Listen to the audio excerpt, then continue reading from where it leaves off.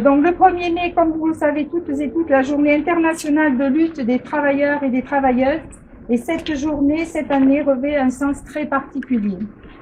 Que l'on se retourne vers l'international ou vers notre pays, les déclarations et les coups pleuvent provoquant des incertitudes quant à l'économie, le changement climatique, la paix, la démocratie. Tout simplement, quant à notre avenir.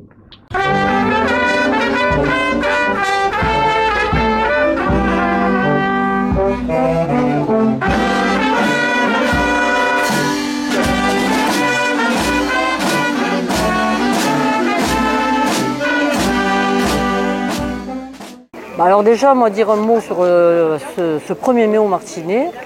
J'imagine que dans les premières années du 1er mai, ça devait être ça, cette ferveur, l'international et tout ce qui va avec, qui évoque tous les combats que les gens menaient. Pour en revenir à la situation actuelle, effectivement, il y a une campagne qui est menée et qui attaque le 1er mai à travers la question des boulangers qui, ce jour-là, ne feraient pas leur chiffre d'affaires, alors que ça fait 100 ans que le 1er mai existe et qu'ils ne se sont pas plaints. Donc il y a eu je pense qu'il y a une cabale organisée pour que on touche à la fois au 1er mai, qui est quand même un symbole très important pour les salariés, et après derrière à tous les jours fériés qui évoquent des choses très importantes.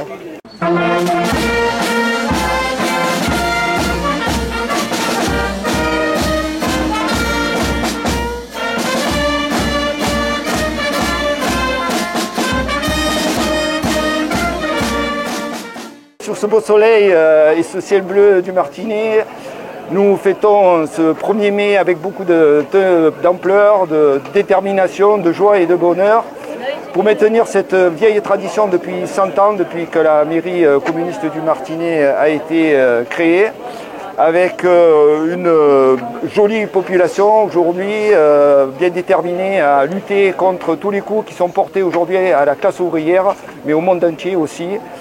Que ce soit des États-Unis en passant par Israël et bien sûr notre pays qui souffre de multiples coups.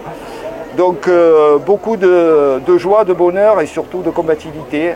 Et nous allons passer bientôt maintenant à l'apéritif pour fêter ce 1er mai digne du Martinet.